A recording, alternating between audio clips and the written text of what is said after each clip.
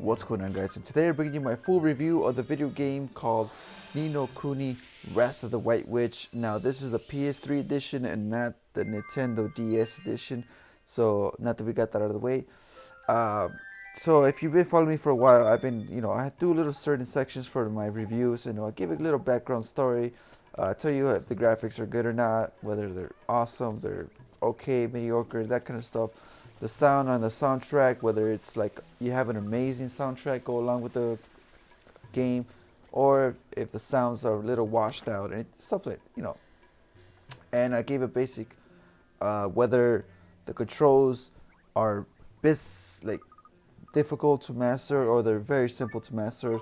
I also give you my dislikes and my likes, and finally my rating. So now that we got that out of the way, let's go on with the first section and give a little background story about this game. Now this game features a fantastic story about a boy who travels to another alternate world or a parallel world that is filled with magic. And then his world isn't filled with magic. It's just, like this world, just technology, cars, regular, normal stuff. But there's an accident happen and his mother dies, and he's trying to figure out a way how to revive her, but things don't go as well. But he gets summoned by this what else spoiling it? Damn. it's a little tricky. Anyways, he gains access to his parallel world, and he travels there and becomes a wizard. He has a gift of being a wizard, so then he travels around the places along with his guardian called the Fairy King, or King of all fairies, or stuff like that. And he travels with Drippy along with other characters you meet on throughout your adventures, like Esther, Swain, Mark Hassan, and you meet other cool characters like the White Witch, what's his name? Shadar. Yeah, there you go. That's Shadar. You learn more about him, how he's affecting the world, and how there's a backstory to it, and like his story. And man, it's just really great how it all comes down together. The whole story, it's just fan-freaking-tastic. The storyline. That's all I'm gonna say. Anyways, moving on to the next section is the graphics. The graphics are in this game actually pretty good, and they're pretty sharp as well. With they have animated cutscenes, like anime, like not a lot of them, but they have certain sections where they do come out when you're fighting with Shadar, when you're like in the beginning. Certain sections, like it just random appears, like whoa, hey, look, animated cutscene. It's just pretty cool. But what I also did like about this is the colors are they're saturated, like they pop out. They're really good when you're using fire magic, when you're using ice, electricity, stuff like that, and the colors really pop out. Of course, depends on your TV or your monitor, your screen, or whatever.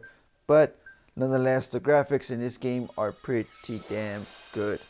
Now we're gonna move on towards the next section. Is called the soundtrack. Now this game features a really good soundtrack. It all depends, your taste.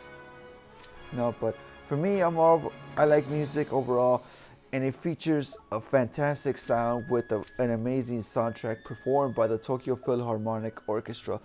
Man, it's just really good how the music, especially when you're traveling, when you're fighting, when you're going, when the mood changes, like everything like that, or like when you go into dungeons, they have the nice little music going on.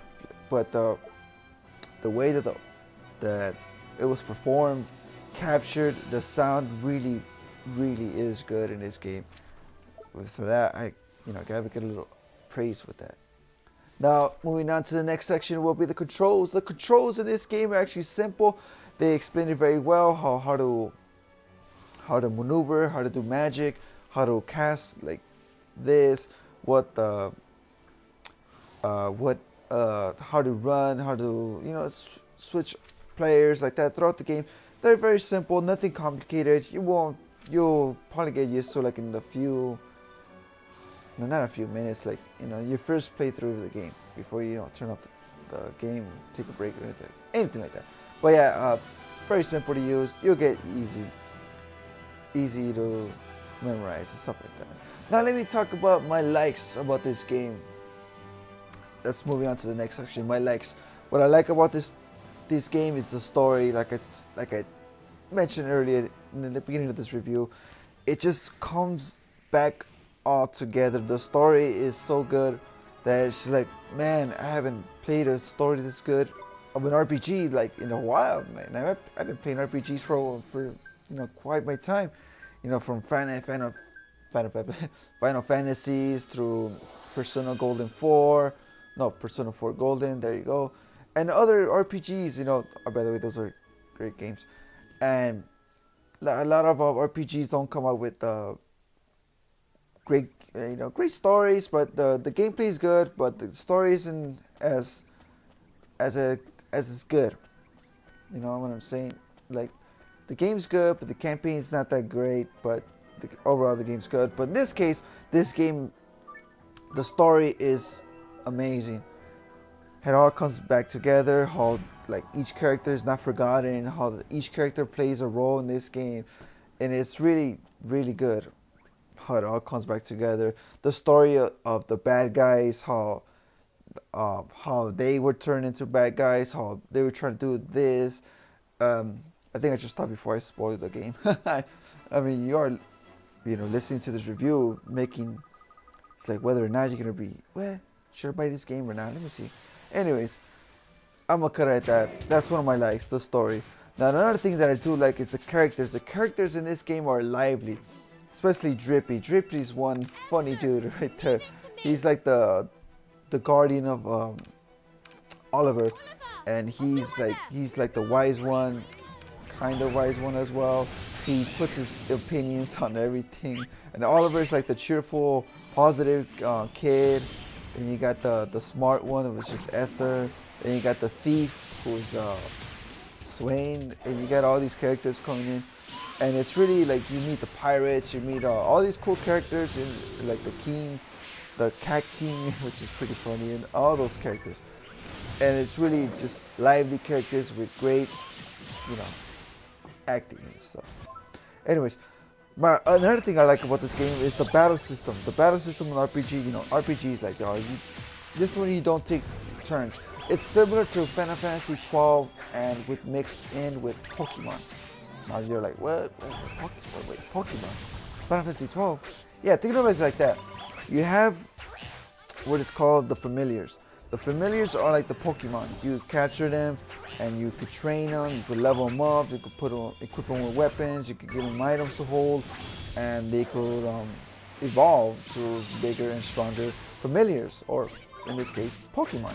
And the battle system is very similar towards Final Fantasy 12, which means your characters can move around. You can attack us. You could gang up on one monster, or you could switch between characters. You could pause it. You could like heal. It's not turn by turn based RPG status like in other RPG games. This one's more like like Final Fantasy 12. And if you haven't played Final Fantasy 12, look it up and you'll know what I mean. And if you have, you'll be like, oh yeah, it's kind of like that. And that's it's pretty damn well done in this game. The battle system is really fantastic. It's well done, and I can't complain about it. It's well done. Now moving on to the next thing that I like is the music. Like I mentioned before in the soundtrack, I do like the music. It was done very well, performed well. What do you call that? Anyways. I lost my thought right there. Anyways, the music is great. Now moving on towards the next thing that I like is the open world. In this game, you could travel all over the world, whether with your ship, whether teleporting, that's the right one. Teleporting, whether you fly with the dragon and stuff like that, or the good old classic one, you run to your places. You're on foot. You could do that as well. and you can meet all sorts of kinds of characters, whether you come across a town, you come across some random spot in the down the sea. You meet all these kinds of characters, and you come across when you're traveling the world, when you're buying stuff. You meet all kinds of characters like that. And the next thing that I like about this game are the familiars. The familiars are like the Pokemon. You know, you gotta catch them all. So you can capture by enchanting them with Esther's music abilities, and you basically like hypnotize them. You're like, oh, they fall in love with you, and then like there it is, you capture them, and you can like store them in a like unlimited base somewhere, like in the I don't know how to explain it. You can store them somewhere like that. But yeah, you can switch between the familiars from the original that you carry, or the starting ones. You could change all the ones you want. You can have three. You can have three more in the backups. You could switch between them. You could, give them characters like that. And each of them has their own little cry in a way. Like each of them likes certain food. Like it's pretty funny. Like the one, what's it called? I forgot his name. Anyways, the one you start off with, Oliver, he likes chocolate, so you can raise his attack by feeding him chocolate, and that boosts his love towards you, and you could give him more food because he loves you more, and stuff like that. And that's a nice little touch from a little, it's kind of like giving him berries like in Pokemon. It's kind of like that. Also, what I did like about this game is the side quests. The side quests about this game is they're pretty good. They're like bounty hunts. There's bounty hunts, and there's also like you can help other people out. You could take requests like, oh, I need this monster to take care of. You do this bounty hunt, or you could tell them. They'll ask you, hey, I need like three this kinds of flowers. Can you bring them back towards me? Oh, okay, yeah. Oh, they're in this middle of this dangerous spot over here for some reason. All right, let's just go get them. I mean, it's a nice way of leveling you up, which is pretty damn cool. Also, what I did like about this game was the nice side stories inside the Wizard's Companion. They have a bunch of stories, the background stories of how this kingdom came through, who was the first animal non-human king, and how he got the throne, how did this beast came alive. They tell you all these details about the familiars you meet, all the enemies, and all that stuff, which is pretty cool. Nice little touch if you want to read about the enemy. It tells you like that. Well, that's all the things I like about this game. It's pretty damn good. The next section about is that my dislikes. There's not really. This was difficult because I really enjoyed this game. I loved it. I played it for a long time, many hours, and it is an RPG, so. That's easy, a long time right there. Traveling, training, leveling up your players, your familiars, and all that stuff. All that hard work and dedication just to pass that one boss that kicked your ass multiple times. That happened to me a lot. So that's a part of the RPG. You go back and you train and you train and you train. You learn new magic tricks. You learn to do this. You learn their weaknesses, and you gain a lot of money, and you buy a lot of items, so next time you won't die when you face that boss. Something like that. But I haven't really come across anything I dislike. The only thing I did find annoying was the, what do you call it? The alchemy. So like, it's a little tricky. Like, I didn't get enough items to do the alchemies. Like, you have to find the formulas to do alchemy in order to get this weapon and everything like that. I'm like, oh, whoa, what F is that? I don't know what's that. So I'm trying to do some mix and match, like mix them up, but you don't get anything like that. So it's a little confusing at first, but that's maybe the only thing I dislike about this game. But it's just the alchemy, the whole genie thing and like that. It's a little tricky at first, but if you get it, then that's good. It's good. Now, to wrap this up review, it's It's a freaking amazing game. If you're thinking about picking it up, pick it up. You won't regret it. It's a, you know, at first you might see like, oh, look at this little kid, cartoonish. You might think it's for, look, this PS3 game is for little kids, or it's in it for a younger audience. But even if it's like that, get this game. It's just an amazing experience that you're gonna have playing this RPG. You know, it has a great storyline. The graphics are good and with nice saturated colors. The soundtrack is amazing. The controls are simple. You know, the characters, the battle systems really done well.